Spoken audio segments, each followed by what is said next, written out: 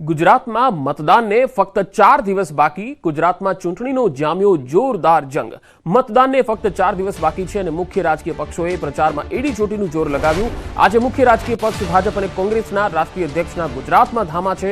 ભાજપ રાષ્ટ્રીય અધ્યક્ષ જેપી નડ્ડા આજે ગુજરાતમાં છે અને કોંગ્રેસ રાષ્ટ્રીય અધ્યક્ષ મલ્લિકાર્જુન ખડગે પણ આજે ગુજરાતમાં છે.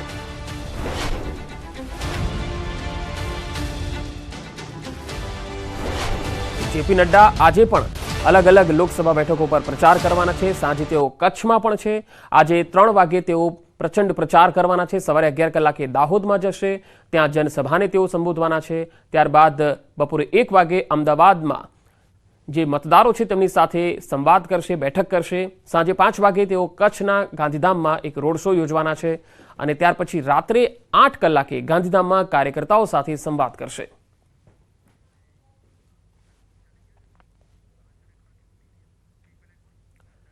તો જેપી નડ્ડા આજે અલગ અલગ લોકસભા બેઠકો પર ભાજપનો પ્રચાર કરવા ગુજરાતની મુલાકાતે છે.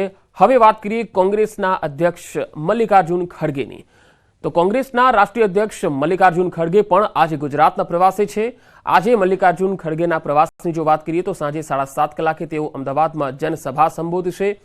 આ પહેલા તેમનો રાજકોટનો પણ પ્રવાસ હતો, પરંતુ રાહુલ ગાંધી રાયબરેલીથી ફોર્મ ભરવા જવાના છે. એ સમયે ખડગે હાજર રહેવાના હોવાથી રાજકોટનો કાર્યક્રમ મુલતવી રખાયો છે.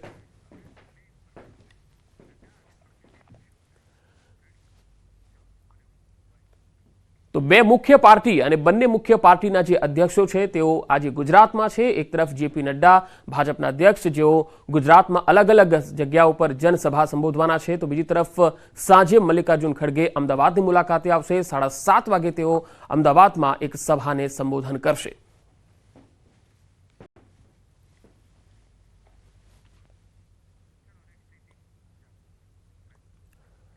જામનગરમાં પ્રધાનમંત્રી નરેન્દ્ર મોદી ખાસ કરીને ચૂંટણી પ્રચાર કરવા માટે પહોંચ્યા હતા, ત્યારે જૂનાગઢ બાદ તેઓ જામનગરની સભા સંબોધવા પહોંચ્યા. એ પહેલા જામનગરના રાજા જામ સાહેબના દર્શન માટે પહોંચ્યા.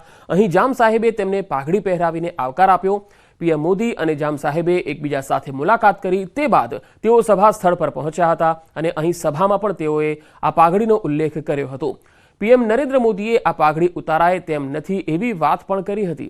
તેમણે કહ્યું કે મારું સૌભાગ્ય છે કે મને જામ સાહેબ તેમજ સમગ્ર રાજવી પરિવારનો પ્રેમ મળ્યો છે અને જામ સાહેબ પાઘડી પહેરાવે પછી તો કંઈ બાકી જ ન રહે, એટલે મેં કહ્યું કે જામ સાહેબની આ પાઘડી મારા માટે તો મોટો પ્રસાદ છે.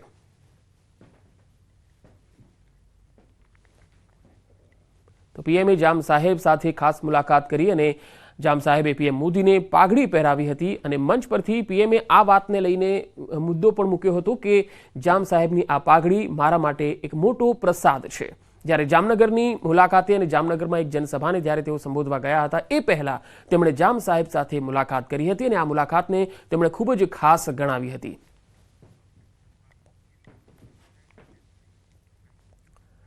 પીએમ મોદીએ કેન્દ્રીય મંત્રી દેવુસિંહ ચૌહાણ માટે આણંદમાં પ્રચાર કર્યો હતો, જે બાદ દેવુસિંહે જણાવ્યું કે પીએમ મોદીની સભામાં કેસરિયું વાતાવરણ જોવા મળ્યું. તો વિપક્ષ પર પ્રહાર કરતા દેવુસિંહે કહ્યું કે ઇન્ડિયા ગઠબંધન પરિવારવાદને પોષવાનું ગઠબંધન છે, ત્યારે 7 લાખની લીડ મળશે તેવો આશાવાદ વ્યક્ત કર્યો.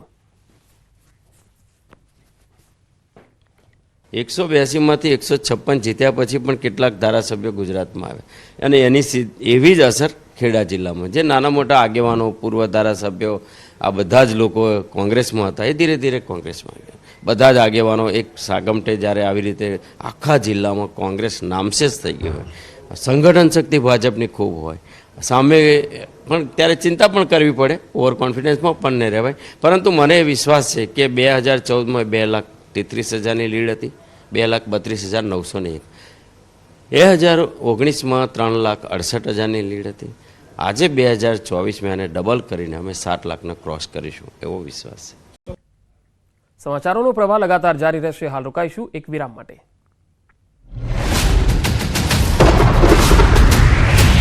ફરાર આતંકવાદીઓને પકડવા કવાયત. સુરતમાં બીઆરટીએસ બસના કર્મચારીઓની હડતાળ સમેટાઈ. નક્કી કરેલા પગાર આપવા તંત્રની મહોર લાગી. 22,500ની જગ્યાએ માત્ર 15,1600 આપતા હોવાનો કર્મચારીઓનો આરોપ હતો. ગોધરા એમજીવીસીએલ કચેરી પર પ્રીપેડ વીજ મીટર મુદ્દે હોબાળો. પ્રીપેડ વીજ મીટરમાં યુનિટ ચાર્જ વસૂલાતા હોવાનો આરોપ. રિચાર્જ કરવાની આર્થિક સ્થિતિ ન હોવાનો મહિલાએ દાવો કર્યો. અગાઉના જ વીજ મીટર રાખવાની મહિલાએ કરી હતી માંગ. ભરૂચની કલેક્ટર કચેરી સામે લીમડાનું વૃક્ષ ધરાશાયી. પાર્ક કરેલી કાર પર વૃક્ષ પડતા કારને નુકસાન. સદનસીબે કોઈ જાનહાનિ ન થતા લોકોએ રાહત અનુભવી. વડોદરાના બરકાલ ગામમાં વ્યાસબેટ સુવિધાઓથી વંચિત. વ્યાસેશ્વર મહાદેવનું મંદિર દૂર દૂરથી આવતા ભક્તોને અહીંયા હાલાકી પડે છે. ટેન્ડર પ્રક્રિયા બાકી હોવાથી કામગીરીમાં વિલંબ. વ્યાસબેટને ડેવલપ કરવાની ભક્તોની માંગ. રાહુલ ગાંધી આજે વિજય મુહૂર્તમાં રાયબરેલીથી ઉમેદવારી પત્ર ભરશે. બપોરે 12:15 થી 12:45 કલાક દરમિયાન ઉમેદવારી પત્ર ભરી પુણે માટે રવાના થશે. સાંજે 5:30 કલાકે પુણેના શિવાજીનગરમાં રેલી યોજશે. ખેડા લોકસભાના ભાજપ ઉમેદવારના સમર્થનમાં પ્રચંડ પ્રચાર. નરેન્દ્ર મોદી વિચાર મંચના અધ્યક્ષે સાયલા ગામે સભાનું આયોજન કર્યું. સભામાં રાષ્ટ્રહિત માટે પીએમ નરેન્દ્ર મોદીને મત આપવા માટે કરાઈ અપીલ.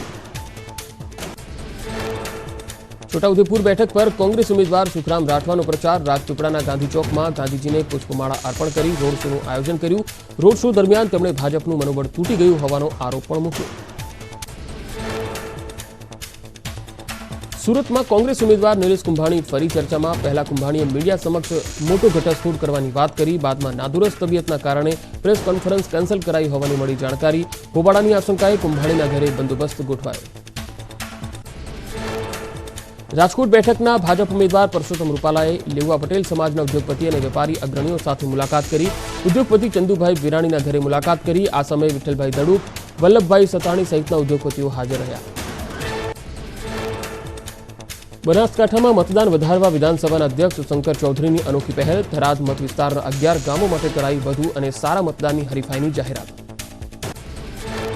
શંકર ચૌધરીએ કહ્યું કે સૌથી સારું મતદાન થાય તે ગામને વિકાસ માટે 25 લાખ રૂપિયાનું મળશે ઇનામ, જ્યારે બીજા અને ત્રીજા નંબરે આવનાર ગામને 20 અને 15 લાખનું ઇનામ અપાશે. તાપીમાં ગુજરાત સરકારના મંત્રી મુકેશ પટેલે ભાજપનું સહકાર સંમેલન આયોજિત કર્યું. સંમેલનમાં ભાજપના હોદ્દેદારો અને કાર્યકર્તાઓ હાજર રહ્યા. મતદારોને રીઝવવા જાદુગરનો ખેલ પણ બતાવવામાં આવ્યો.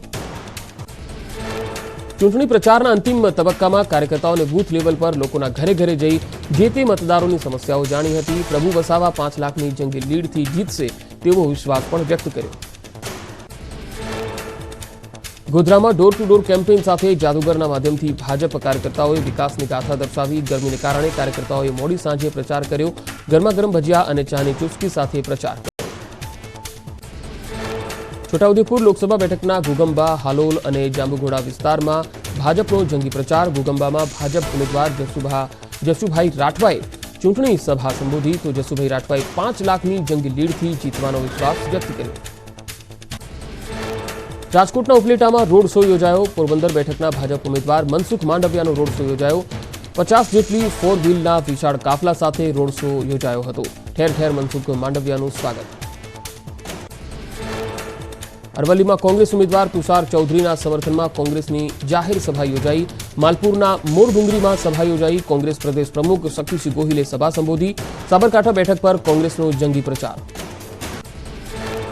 લલિત કગથરાના નિવેદન પર ભાજપ પ્રવક્તા યજ્ઞેશ દવેએ કર્યો પલટવાર. કહ્યું કોંગ્રેસ પાસે ભવિષ્યનું કોઈ આયોજન નથી એટલે આવા વાણી વિલાસ કરે છે. પોરબંદર બેઠકના કોંગ્રેસ ઉમેદવાર લલિત વસોયાનો ચૂંટણી પ્રચાર. કડિયા પ્લોટ વિસ્તારમાં જાહેર સભા સંબોધી. મતદારોને રીઝવવાનો કર્યો પ્રયાસ. સભામાં ભાજપ સરકાર પર આકરા પ્રહાર કર્યા. આ પ્રસંગે કોંગ્રેસના કાર્યકર્તાઓ અને આગેવાનો હાજર રહ્યા. રાજસ્થાનના પૂર્વ મુખ્યમંત્રી અને કોંગ્રેસ નેતા અશોક ગેહલોતે અમદાવાદમાં ન્યાય સંકલ્પ સભા યોજી. સભામાં અશોક ગેહલોતે સરકાર પર પ્રહાર કર્યા. સભામાં પૂર્વ અને પશ્ચિમ લોકસભાના ઉમેદવારો હાજર રહ્યા. ભાવનગરમાં દિલ્હીના મુખ્યમંત્રી અરવિંદ કેજરીવાલની પત્ની સુનીતા કેજરીવાલે યોજ્યો રોડ શો. ગઠબંધન ઉમેદવાર ઉમેશ મકવાણાના સમર્થનમાં કર્યો પ્રચાર. આપ અને કોંગ્રેસના કાર્યકર્તાઓ અને સમર્થકો રોડ શોમાં જોડાયા. અરવલ્લીમાં કોંગ્રેસની જાહેર સભામાં શક્તિસિંહ ગોહિલના આકરા પ્રહાર. જાહેર સભા સંબોધતા શક્તિસિંહે કહ્યું, હું હિન્દુ છું, રામનું નામ મોક્ષ માટે લઉં છું, મત માટે નહીં. તો સાથે જ ભાજપ પર આકરા પ્રહાર કર્યા. ખેડાના નડિયાદમાં કોંગ્રેસનો ચૂંટણી પ્રચાર તેજ. કાળુસિંહ ડાભીના સમર્થનમાં યોજાઈ રેલી. મોટી સંખ્યામાં ઉમટેલા કાર્યકર્તાઓ અને આગેવાનોએ કોંગ્રેસની જીત માટે કર્યો હુંકાર. પીએમ મોદીની સભા બાદ મિતેશ પટેલનો આત્મવિશ્વાસ વધ્યો. કહ્યું પીએમ મોદીને મળ્યા બાદ કાર્યકર્તાઓને નવી ઉર્જા મળી. આણંદ લોકસભા બેઠક પર 5 લાખની લીડથી જીતનો વિશ્વાસ વ્યક્ત કર્યો. ભાજપ નેતા ભૂપેન્દ્રસિંહ ચુડાસમાએ કોંગ્રેસ પર કર્યા પ્રહાર. કહ્યું, કોંગ્રેસ પાસે કોઈ જ મુદ્દો નથી એટલે ભ્રમ ફેલાવે છે, પણ બંધારણમાં મળેલી અનામતમાં કોઈ ફેરફાર નહીં થાય. ક્ષત્રિય આંદોલન પર ભૂપેન્દ્રસિંહ ચુડાસમાનું નિવેદન. કહ્યું, અમને તમામ સમાજનું સમર્થન છે, તમામ બેઠકો પર 5 લાખની લીડથી જીતીશું. પીએમ મોદીને તમામ રાજવીઓનું સમર્થન. રાજકોટ રાજવી માંધાતા સિંહે આપ્યું નિવેદન. તેમણે કહ્યું કે પીએમ મોદીને અમારા રાજવીઓનું પૂર્ણ સમર્થન. રાષ્ટ્ર પ્રથમ ચિંતન બેઠક બાદ લેવાયો નિર્ણય. એક ભારત શ્રેષ્ઠ ભારતના નિર્માણમાં આપ્યું સમર્થન. ક્ષત્રિય સમાજને અપીલ કરતા માંધાતા સિંહે કહ્યું કે પીએમ મોદીના કાર્યોને જોઈ સમર્થન આપવું જોઈએ. સંકલન સમિતિના વિરોધ મામલે કહ્યું કે સંકલન સમિતિ અને સરકાર વચ્ચે વાતચીત ચાલી રહી છે. ટૂંક સમયમાં સુખદ નિરાકરણ આવી જશે. અશોક ગેહલોતે પ્રેસ કોન્ફરન્સ કરી ભાજપ પર પ્રહાર કર્યા. તેમણે કહ્યું કે સીબીઆઈનો દુરુપયોગ કરવામાં આવી રહ્યો છે. ગરીબી અને બેરોજગારી અને સંવિધાનને લઈને આકરા પ્રહાર કર્યા. ભાજપ પ્રવક્તા યમલ વ્યાસે પલટવાર કર્યો. તેમણે કહ્યું, કોંગ્રેસ હવે જાણી ગઈ છે કે જનતા કોંગ્રેસને નકારી રહી છે. તેમણે ગપગોળા ફેંકી ભાજપ વિરુદ્ધનું વાતાવરણ ઊભું કરવાનો કોંગ્રેસ પર આરોપ લગાવ્યો. ભાજપના રાષ્ટ્રીય અધ્યક્ષ જેપી નડ્ડા આજે દાહોદ, અમદાવાદ અને કચ્છમાં કરશે પ્રચાર. દાહોદમાં સવારે 11 કલાકે જસવંતસિંહ ભાભોર માટે પ્રચાર સભા કરશે, તો અમદાવાદમાં 2 કલાકે ટાગોર હોલમાં મતદારો સાથે સંવાદ કરશે. તો જેપી નડ્ડા સાંજે 5 કલાકે કચ્છ બેઠકના ઉમેદવાર વિનોદ ચાવડાના સમર્થનમાં રોડ શો કરશે. રોડ શો બાદ રાત્રે 8 કલાકે ગાંધીધામમાં કાર્યકર્તાઓ સાથે સંવાદ કરશે. રાજકોટમાં ભાજપે કોંગ્રેસ વિરુદ્ધ પોલીસ કમિશનરને કરી લેખિત રજૂઆત. કોંગ્રેસ લેઉવા પટેલ સમાજને ઉશ્કેરતી હોવાનો આરોપ. જાગો લેઉવા પટેલ જાગો તેવા શીર્ષક સાથે પત્રિકાઓ વાયરલ કરી. દાંતામાં અંબાજી મંદિર દેવસ્થાન ટ્રસ્ટે હોસ્પિટલ સરકાર